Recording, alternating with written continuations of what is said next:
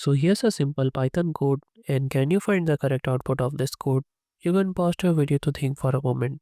So as you can see, initially we have C0 and then we are running a nested for loop here.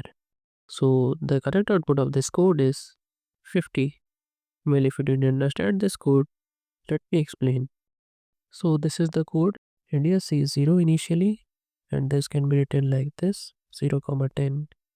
This is the first loop, then the second loop is 0, comma 5. That means this loop will run from 0 to 9, and this loop will run from 0 to 4.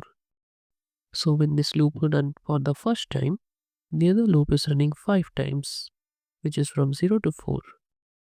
And this part will run 5 times. That means in the first iteration, C became 5. Similarly, in the second iteration, C became 10. And by the end of this loop, C will have the value 10 into 5. This will give you the value of C equal to 50. And that's how you got 50, which is the output